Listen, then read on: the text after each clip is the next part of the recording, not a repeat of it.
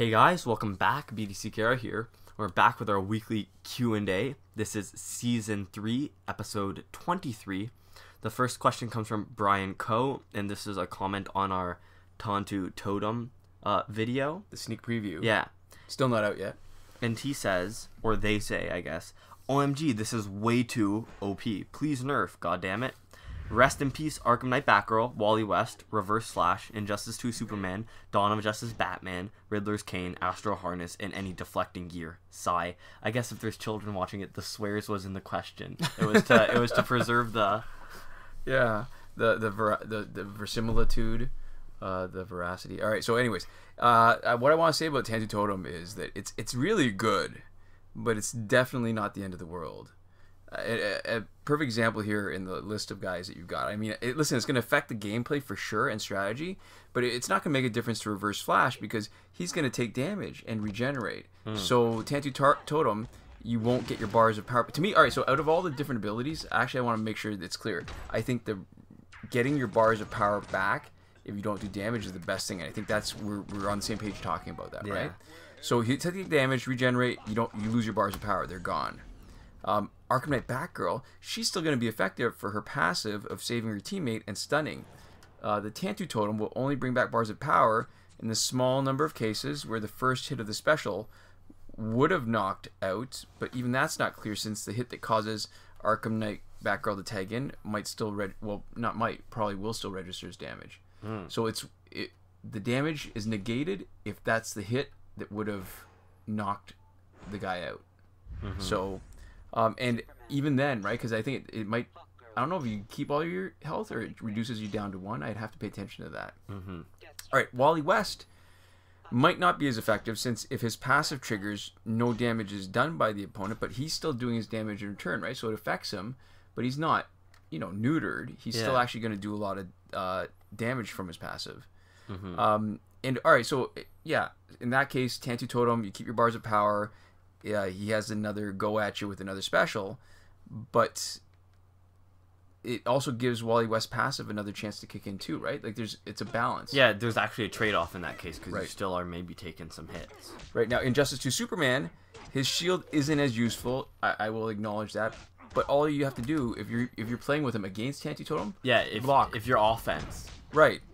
So Tantu Totem does make him a lot less useful if you're playing with it. And you can just burn through Injustice 2's shield. Right. So it makes him less useful as a defensive pick. But as an offensive player, it's not that much harder. It's a little bit harder, but not that much harder. Dawn of Justice Batman, yes. So they get another swing at you if you're playing Dawn of Justice Batman and they keep their bars of power. But you still get your potential stun. And to me, that's probably just as important. I mean, It's a big part of it. A lot of times, really, for me, I'm riding the edge so much anyways. And you see our teams, we're not playing teams that will avoid damage except for the Astro Harness, right? Yeah.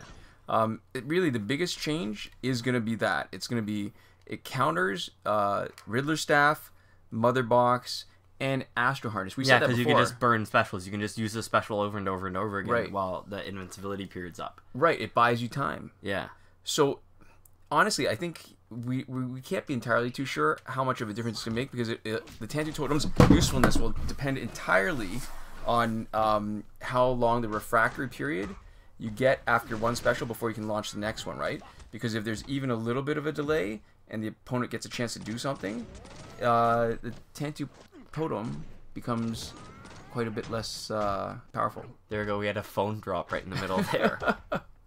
Yeah, that was me. Getting into the next question. This one comes from EJ Lone, and is that an I or an L? I don't know. What I don't like the kerning is Ioane. This is why serifs are so useful. So in typography, the serifs really tell you the difference between a lowercase L and an uppercase I. Yeah, I have no clue. Okay, so anyways, they say, do you know if they will come out with an augmentation booster pack that you can buy? I think it's just disgraceful how they expect us to slug in hours and hours on Survivor mode when increase the price to play Survivor mode. Okay, I love this, because it's not you, EJ, obviously, but the autocorrect changed it into not augmentation, but argumentation, but we know what you meant. Yeah. But to answer your question, actually, I have no idea if they will have an augmentation pack. We have zero insight into what they plan to do. We are total lone wolves. They do what they want. I guess they probably wouldn't, if we were official, they would not want us to be doing glitch videos. That's true. But based on what they've done so far, best guess is that if they come out with one, it's going to cost cash instead of power credits, because it is so valuable. And lately what they've been doing with stuff that's special, right? Special content, they've been making it for real money. And I'll tell you something too. We've gotten spoiled by some of the glitches, but I'm not sure that getting augmentations in Survivor is actually that hard. I mean, we've already got a glitch that we can still use to allow you to play as much as you want. You know, the free replays without watching the video. Yeah. Still on our playlist of current glitches, and it still works. And it takes a few weeks to a few months to max augment the crit boost of one team. And really, the crits are the ones that matter the most, right? I don't really care so much about the damage or the health boost. That's true. And so, I mean, we've already maxed out the crit damage and crit boost for all the guys that we play regularly, and stockpiled enough that when we think of someone that we want to play, we can augment him immediately. Yeah. And I guess you can use the airplane mode glitch to focus on augmentations as opposed to gear, and that can cut down on some of the frustration. So you're just getting what you want. But it's a little bit hard to actually gauge whether you got the right amount to reset or not, especially when you banked up tickets. For me, that's the main thing is this enough proportion augmentation wise? Oh, right, getting more augmentations. Yeah, it's like figuring it out. Yeah, but here's the thing. Stop. Even when I was chasing the Survivor Legendary gear sets, right, and that was a while ago. For sure. I knew that we were in it for the long haul. So I didn't bother using that glitch trying to get gear, because I knew at some point I'd be happy to get more augmentations, and I'd want them as badly as any of the gears. Once I got the gear, there's no point getting more. Yeah, exactly. Oh, and I wanted to, actually, the previous question, it just occurred to me that I wanted to say too. Tantu Totem is interesting. They may nerf it. They shouldn't. In a lot of ways, it's like Red Lantern Hal Jordan. He was beautiful offensively. He was the perfect counter to all the hackers. And he was not a problem when you were facing him. Like, if you were fighting against him, he didn't make the fights that much harder, because he sucked up his own health. Yeah, you could basically like do some good blocking and stuff, and then just whack him down. And every time you hit him, you basically diminished his effectiveness a bunch. Right.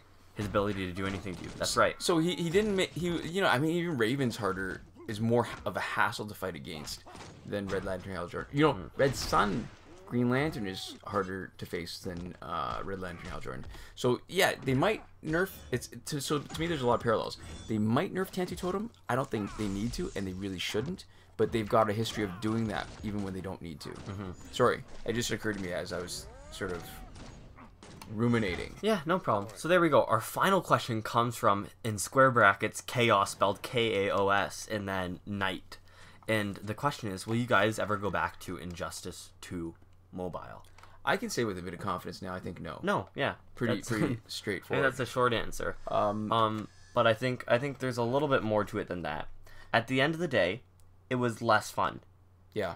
Even if we had 5 hours or if we had 5 minutes to play, Injustice 2 would be less satisfying of an experience than Injustice 1. Yeah, because here in the MP seasons, with maybe finishing one ultimate battle of like a full, not even max stat, right? These are only level level 50 Elite 5 guys. And one ultimate each day is enough, usually, to get you in the top 5%, get whatever the special reward is, and get the satisfaction of playing. Yeah. There was a bunch of stuff, too. Always needing to be online, right? Just meant that there was times where you might even want to play, but you couldn't. Just getting stuff was more frustrating. Having stuff felt less satisfying. Yeah. There felt like a lot less customizability options because of the gear, right? So the gear felt like even just more kind of random whether what you got was at all useful to you or not, right? Yep. Just the way that you could cycle through those abilities once per day is an interesting thing. Yep. But like it felt inconsistent, right? It felt like there was no way of putting in time and guaranteeing that you're going to get anything out of it. I just want to make a comment about this fight that we're struggling a little bit with. My main mistake was at the first fight. I always feel like I'm going to get one combo in for free. So what I really should have been doing was blocking, and then as they're finishing their combo against me, I should have been doing a flashpoint Batman. But I always felt like I could get away with it not even having to take the block, and that's where you get the mistake, and that's why I'm actually having to work a little bit hard in this fight. Sorry, I just wanted to point that out. Don't do that. Do what I say and not what I do. So I mean, I think at the end of the day, that's it. It's less fun. If we have the option to do anything, we'll do this. Yeah. Always. To me, same idea. One word: frustration. When the frustration level of playing reaches a critical point, I just can't even bring myself to go back to it. And then also we got banned. Yeah, that was interesting too. But it's that on top of the frustration, and on top of that was the lack of responsiveness. So you send in a ticket to Warner Brothers, haven't even had a response. That was what, August? So we are, should we keep on counting? That's like 4.5 months and counting that we still never even got a response to say, well, you know, we're not going to unsuspend your account, or even just to say, oh, here, we're going to fix it. It's not just that they won't do anything, it's that they haven't even responded. There's no acknowledgement that anything's happening. So I mean, I know you could always do is set up a second Google Play account. I mean, we've got a couple of those. But we don't want to have to fight to play a mediocre game. We don't want to have to work for it. That's the thing. Yeah. So yeah, and we still think that there's a lot in injustice, right? Like, because part of the fun is collecting, and part of it's the new stuff, but part of it's also just the playing, right? Right. So as new characters come on, and as new characters come into teams, like for example here, it's perfect. This strategy with the Slashwind team is whenever there's an Astro Harness, it's not in the first guy, or there's a Rebirth Raven, what I like to do is bring in Deathstroke, because there's a couple things that are good. One, he can take away some of the health from the Astro Harness person, so we might be able to remove one of their invulnerabilities. But for Rebirth, for example, it means when Deathstroke's knocking out the last guy in the middle of a special one, she doesn't actually trigger the power no matter how much you're holding on to. So she won't take your power. So there we go. Monkey Grap? I guess Monkey Crap was taken. Or maybe there's a profanity filter. It's possible that they have that too. Oh yeah, that's true. true. Let you include that in your name. That's true. Is there a word that has that in it that would get caught? I don't know. I don't know. All right, that was last fight. So there we go. Thank you guys so much for watching. We'll see you next time. Komoda.